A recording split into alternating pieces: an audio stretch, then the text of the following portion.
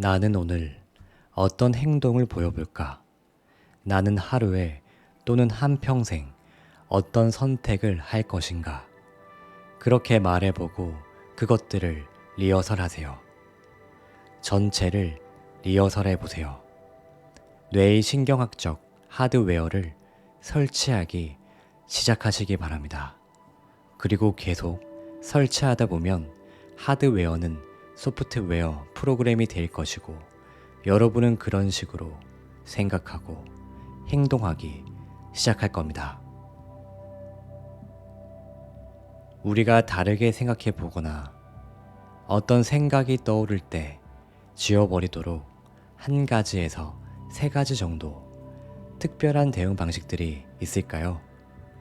우리가 몇 가지 생각들을 제거하려 하고 이것을 7일 동안 매일 해볼 때 우리가 다른 놀라운 감정들을 보기 시작하게 되고 더 건강하고 더 활기차게 느끼도록 말이죠.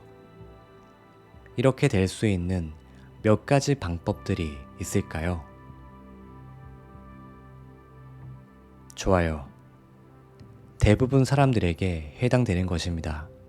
첫 번째로 대부분 사람들이 아침에 일어나서 가장 먼저 하는 것은 인생의 골칫거리들을 생각합니다. 그 문제들은 과거의 기억으로부터 오는데요. 그래서 그 문제를 생각하는 순간 과거를 생각하는 겁니다. 모든 문제들마다 각각의 감정들이 엮여 있습니다. 그래서 더 불행하고 무의미한 감정들을 느끼기 시작하는 것이죠. 어떻게 생각하고 어떻게 느끼는지는 당신의 상태인 것입니다. 대부분 사람의 오늘 하루를 시작할 때의 상태는 과거입니다. 그러니까 익숙한 과거에 머물러 있다면 예측할 수 있는 미래를 살아갈 수 있습니다. 일어나서 스마트폰을 확인하고 문자를 확인하고 어플을 확인하죠. 페이스북도 보고 업로드하고 트위터도 하고 뉴스도 봅니다. 화장실도 가고 커피도 마시고 샤워도 하고 옷도 입고요. 이메일을 확인하고 똑같이 일하러 운전합니다. 그렇게 프로그램 됩니다. 그 프로그램의 자유의지를 잃어버리게 됩니다. 그래서 하루를 시작할 때 이 간단한 한 문장으로 시작해 보시기 바랍니다. 오늘 나의 가장 이상적인 모습은 무엇일까? 이 질문을 스스로에게 해보세요. 잘 보세요. 우리 몸은 커피 마시고 싶어. 아, 너무 피곤해. 그러면 몸덩이야. 너가 주인이 아니라 내가 주인이야. 여기에 앉아 있어. 내가 먹이를 줄게. 넌 커피를 먹고 싶고 여러 가지 하고 싶을 텐데 지금은 내 시간이야. 그러면 나를 따라야 해. 그러는 순간 육체가 아닌 내가 정신을 지배합니다. 그리고 일어나서 그걸 인식하고 다시 현재 상태로 돌아오게 되면 당신이 하는 것마다 승리할 것입니다. 당신 스스로의 일부를 변화하게 할 것입니다. 스스로에게 물어보세요. 저는 매일 합니다. 4가지 생각을 적어보세요. 오늘 하루 종일 인지해야 하는 것들 말이죠. 난 못해. 너무 어려워. 아마 놀랐을 거예요. 그게 무슨 생각인지를 의식하는 순간 일주일 동안 하루 종일 무의식적으로 그 생각이 드는지를요. 당신이 무엇을 어떻게 말하는지 적어보시기 바랍니다. 당신이 바꾸고 싶은 4가지를요. 어떻게 행동할 것인가를 말입니다. 불평하고 비난하고 변명하고 스스로를 불쌍히 여기는 게 그게 피해자 의식입니다. 어떤 감정에 머무르실 건가요? 죄책감에 사로잡혀 사는 것에 익숙해져서 이것이 죄책감인지도 모르는 게 가능이나 한가요? 당신이 스스로를 갉아먹게 놔둘 것인가요? 이런 몸과 마음의 상태를 의식하셔야 합니다. 그리고 그것을 되돌아보세요. 이것은 예전의 나입니다. 그러면 이제 내 두뇌의 어떤 생각을 일으키고 연결하고 싶은가요? 생각하고 연결하고 그걸 느끼셔야 합니다. 오늘은 어떤 행동을 할까요? 어떤 선택을 할까요? 단 하루, 단 한 번의 인생입니다. 실제로 따라해보세요. 모든 것들을 실제로 해보세요. 두뇌에 신경 하드웨어를 설치하세요.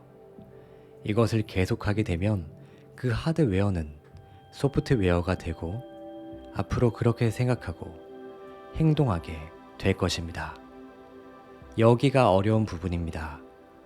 당신의 육체에 감정을 전달할 수 있나요? 미래가 분명하기 전에 무엇을 느낄지를요. 그 느낌이 있기 전에는 절대 일어나지 마세요. 자, 그러면 이것을 며칠 연습해 보십시오. 당신이 그 상태에 있을 수 있는지 살펴보세요. 그리고 기묘한 일이 시작되는 것을 바라보세요. 동시성이든 무엇이든 간에 말입니다. 두 번째는요, 하루 마지막에 이 시간을 보내시면 됩니다. 하루 마지막 눕기 전에 당신의 인생에 감사해 보세요. 감사함을 느껴보십시오. 당신의 육체가 어떤 느낌인지 알 수 있게 하십시오. 감사하는 감정의 특징은 고마운 감정의 의미는 무엇을 받았다는 것입니다. 내가 무언가를 주었다는 것은 가치입니다. 그것을 느꼈기 때문에 감사하다고 표현할 수 있습니다. 그러니까 당신이 무언가를 받을 때 감사를 표현합니다. 감사는 받는 것의 최종 단계입니다. 사람들은 수용하고 믿고 포기합니다. 자신 감정 상태와 동일할 때 말이죠. 만약 감사의 상태에 있으면 모든 것이 내 몸 안으로 들어오게 됩니다.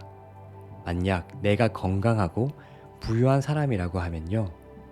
만약 부정적인 것으로 되어 있다면 그 생각은 여기에 머무를 것입니다. 그러니 당신의 상태를 고치시키기 바랍니다. 대략 1200개의 화학적 반응이 몸에서 반응하고 감사의 마음 상태에서 몸을 재생하고 회복합니다. 우리는 그것을 증명하기 위해서 연구했습니다. 딱 10분입니다. 그냥 느끼십시오. 온 마음으로요. 그게 전부입니다. 세 번째는 이건 매우 중요합니다. 언제든 시간을 가져보세요. 자리에 앉아서 눈을 감아보시기 바랍니다. 그리고 주변 공기에 대한 감각을 깨어나게 하세요. 그냥 느껴보세요. 집중해보세요. 더 감각적으로 느끼게 될 것입니다. 당신의 의식을 여는 것은 스트레스 호르몬을 줄여주고 일관된 뇌파를 유지하게 합니다. 저도 지금 하고 있습니다. 연습해야 합니다. 연습이 답입니다. 더 많이 할수록 더 잘할 수 있습니다.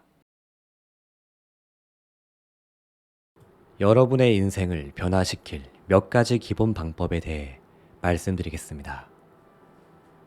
자신에게 투자한다는 것은 자신의 미래에 투자한다는 것입니다. 첫 번째로 잠시 짬을 내어 바쁜 일상으로부터 벗어나 봅시다. 휴대전화를 끄고 TV도 끄고 컴퓨터도 끕니다. 몇 분간 앉아 있다가 눈을 감으세요. 이게 첫 번째입니다. 두 번째로 호흡을 하면서 자신에게 집중하세요. 현재 순간에 주의를 집중할 때 당신은 더 많은 창조 에너지를 갖게 됩니다. 예측 가능한 미래에 대해 이런저런 생각이 떠오르거나 보통 그렇듯이 익숙한 과거에 대해 이 생각, 저 생각을 하고 있다면 그렇다는 사실을 그냥 알아차리기만 하면 됩니다. 그리고 다시 현재 순간으로 돌아와서 계속 집중하는 것입니다. 현재 순간에 머무를 때 당신은 가장 창조적이 됩니다. 세 번째로 스스로에게 물어보세요. 내가 바라는 미래의 모습이 곧 나라고 정의할 수 있겠는지를 물어봐야 합니다. 과거 기억 속의 모습이 아니고요. 나는 내 인생에서 무엇을 원하는가? 시간을 내서 이 질문에 답해 보십시오. 당신이 이 질문의 답을 깊이 생각하기 시작할 때 당신은 뇌를 변화시키고 있는 것입니다. 당신이 새로운 순서, 새로운 패턴, 새로운 조합으로 뇌를 활성화할 때 그때 바로 마음을 변화시키는 단계가 시작되는 것입니다. 그 다음으로 당신이 원하는 미래를 창조하기 시작한다면 어떤 감정들이 느껴질지 결정해 보시기 바랍니다. 즉, 당신 몸을 감정적으로 가르치는 겁니다. 원하는 미래가 어떤 느낌일지 말이죠. 그런 감정들을 느끼기 전에는 명상에서 깨어나면 안 됩니다. 다음 네 번째로 눈을 떴을 때 당신이 어떤 모습일지 마음속에서 미리 떠올려 보시기 바랍니다. 당신이 해야 하는 일들과 선택들, 밟아야 할 단계들에 대해서 말이죠. 계속 반복해서 그것들을 되새겨 보세요. 다섯 번째로 과거의 몸을 가지고 미래로 나아갈 수는 없습니다. 어떤 생각들을 미래로 가져갈지 결정하세요. 그것들을 적어봅니다. 나는 할 수 없어. 너무 어려워. 난 결코 변할 수 없을 거야. 내일 시작하지 뭐. 넌 대체 왜 그 모양이냐. 내 잘못이 아니야. 이와 같은 생각들을 가져갈 건가요? 어떤 태도, 행동 또는 무의식적인 습관들을 바꿔야 할지 결정하세요.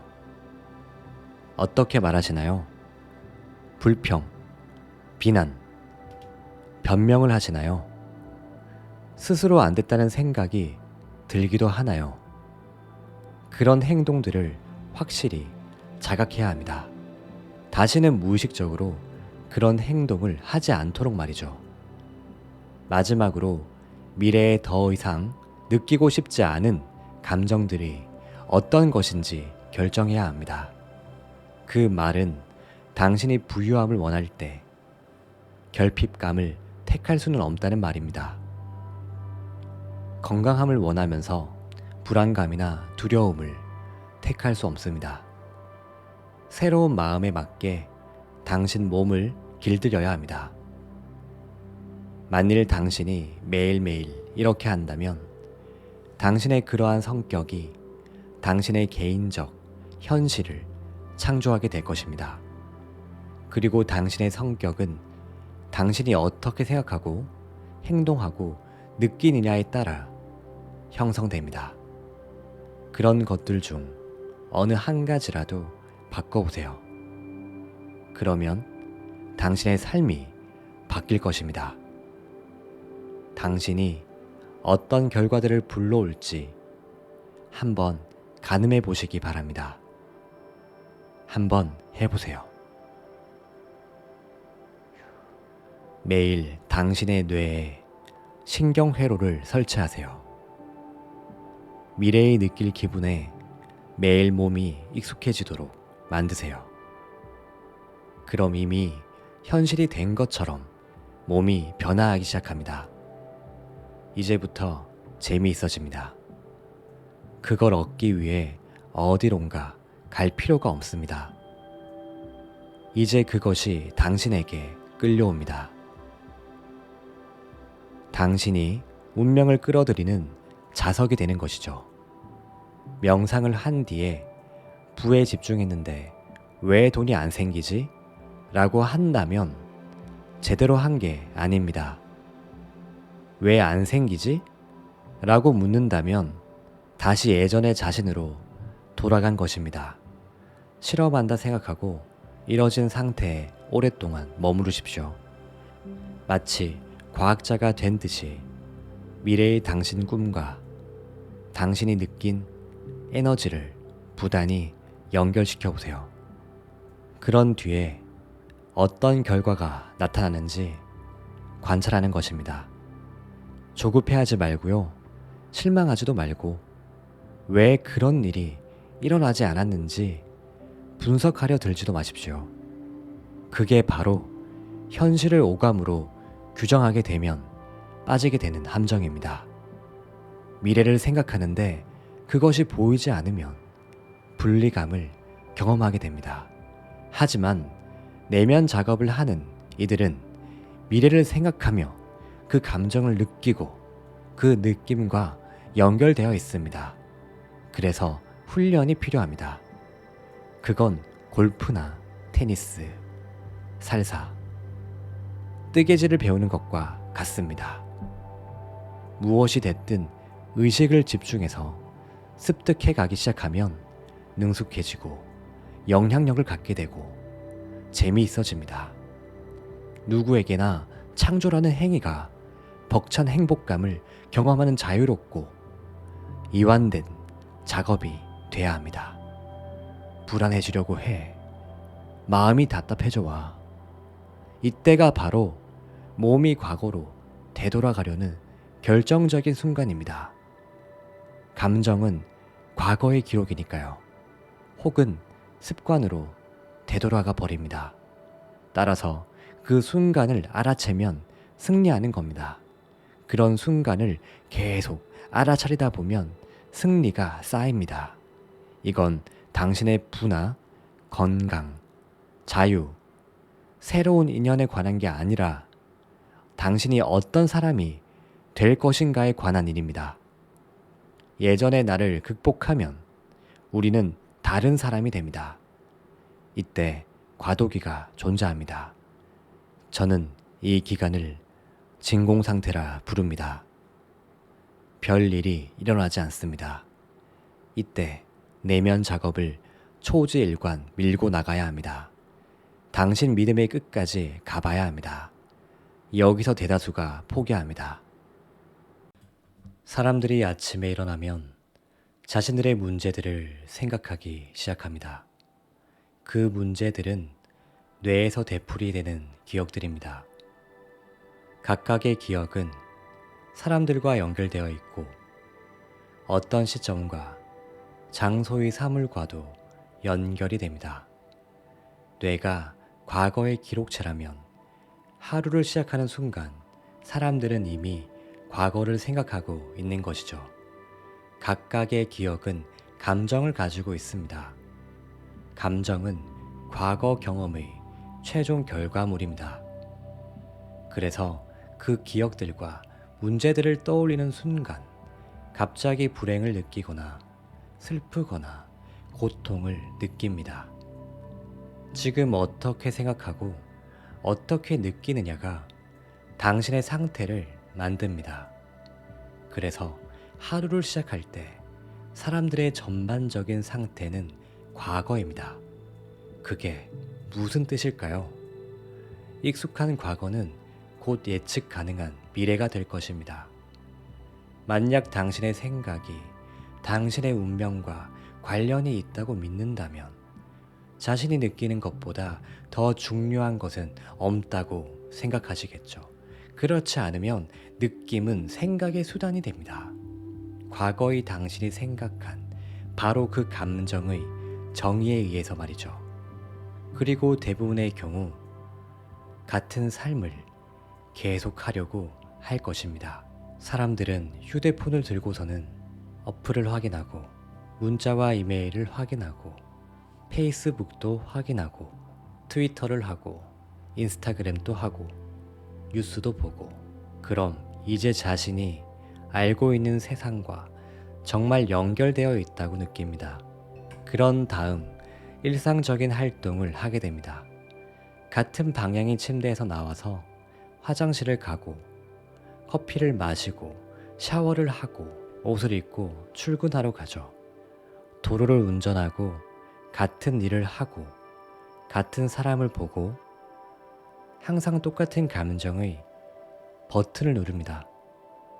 이것은 일상이 되고 일상이 마치 프로그램처럼 되어버립니다. 이것은 사람들의 자유의지가 상실되었음을 의미합니다. 그것은 자신 이외에 다른 사람에 의해서 수행되지 않음을 뜻합니다. 그래서 변해야 하는 때가 오면 의미 없는 반복성이 잠재의식 프로그램이 되어버립니다. 그래서 그렇게 35살쯤 되면 95%의 사람들은 행동의 기억들, 정서적 반응들, 무의식적 습관들, 고착된 태도들, 믿음들, 인식들의 집합체가 됩니다. 마치 컴퓨터 프로그램처럼 작동합니다. 그래서 사람들은 의식의 5%를 가지고 말을 합니다. 건강하고 싶어, 행복하고 싶어, 자유롭고 싶어 라고 말이죠. 하지만 몸은 이미 완전히 다른 프로그램입니다. 그럼 어떻게 생각을 해야 할까요? 분석적인 사고방식을 벗어나야 하는데 잠재의식에서 의식을 분리하는 것 자체가 분석적인 마음이라고 봅니다. 거기서 명상의 역할이 시작됩니다. 왜냐하면 사람들에게 연습을 통해서 뇌파를 바꾸고 속도를 늦추는 방법을 알려주기 때문이죠. 이것을 제대로 실행하면 중요한 변화를 시도할 수 있는 운영 시스템에 도달할 수 있게 됩니다. 대부분 사람들은 위기나 트라우마, 질병, 진단을 기다립니다. 상상과 비극이 사람들의 마음을 바꿔주기를 기다리는 것이죠. 제 말은 왜 기다리는가입니다. 우린 고통과 아픔의 단계에서도 배우고 변화할 수 있고 기쁨과 영감의 단계에서도 배우고 변화할 수 있습니다. 그래도 긍정적인 것은 사람들이 깨닫고 있다는 것입니다. 당신의 몸은 무의식의 마음입니다. 몸은 경험이 만든 감정과 생각이 만든 감정을 구별하지 못합니다. 그리고 그런 감정들이 생각에 영향을 주게 되는데 이 생각들은 같은 감정을 불러일으키고 같은 감정은 같은 생각을 떠올리게 합니다. 지금 전반적인 사람들의 상태는 과거 속에 있게 됩니다. 그래서 변화에서 가장 힘든 부분은 전날과 같은 선택을 하지 않는 것입니다. 그게 전부입니다. 당신이 새로운 선택을 하는 순간 불편함을 느끼기 때문에 미리 준비를 해야겠죠. 변화의 시기가 오면 그 사람은 변화의 강으로 들어가고 갑자기 그들은 다른 선택을 하게 됩니다. 늘 해오던 방식이 아님을 느끼게 됩니다. 그러면 몸은 이렇게 말합니다. 35년 동안 이것을 해왔잖아. 그냥 계속하면 너는 죄스러움, 부끄러움의 고통을 겪지 않을 거야. 그리고 불평, 비난, 변명, 미안함을 오랫동안 느끼지 않을 거야. 몸이 낯설어 합니다. 그래서 몸은 말합니다. 난 익숙한 곳으로 되돌아가고 싶어 라고요. 그래서 몸은 마음에 영향을 미치기 시작합니다. 내일 시작해. 너는 결코 변하지 않을 거야. 너는 안 될 거야. 이것은 느낌이 안 좋아.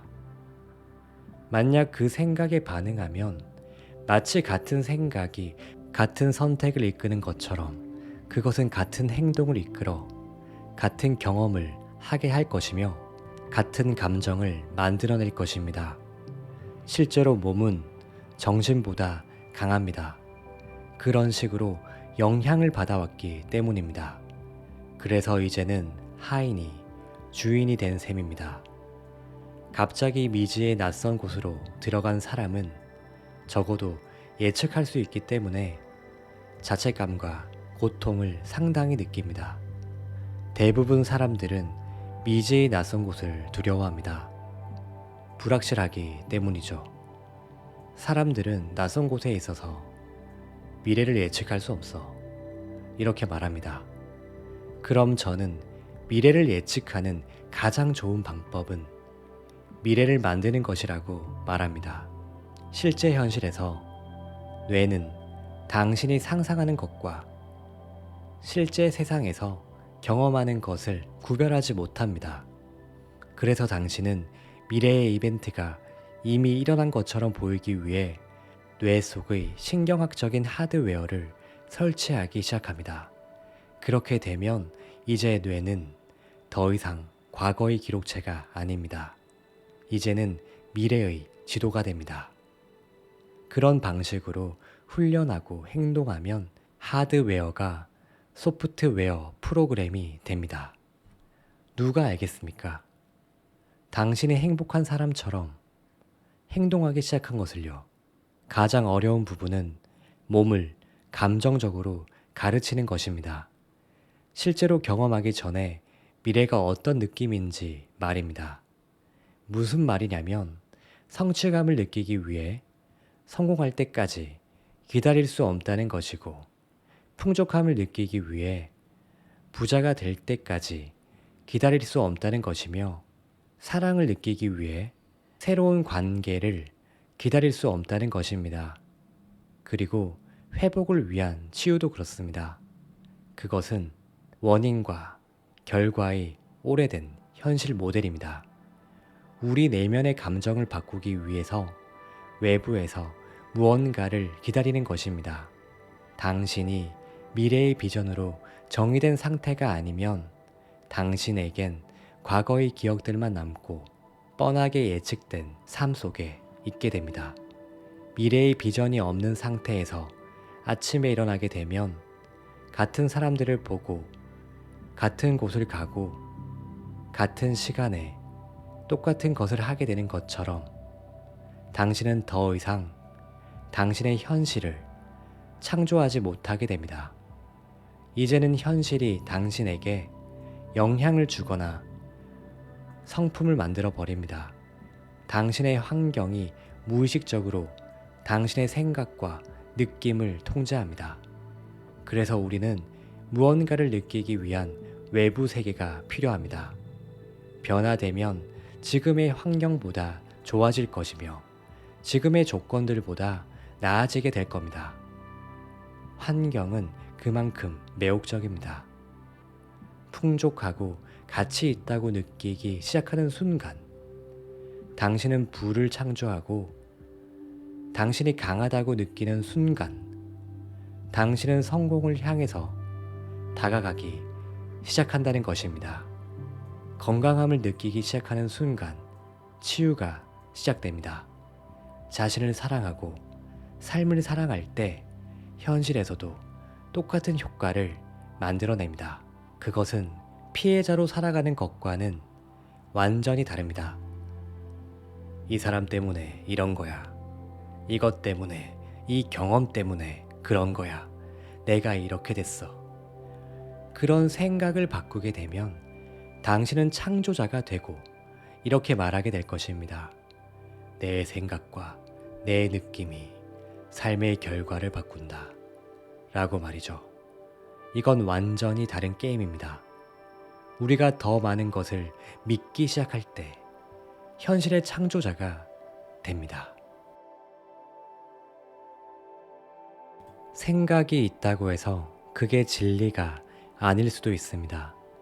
하루에 6에서 7만 개의 생각을 하는데 그중 90% 이상이 어제 했던 생각과 같고, 그런 생각들이 내 운명과 관련된 것이라고 여긴다면 인생이 쉽게 바뀌지 않을 것입니다.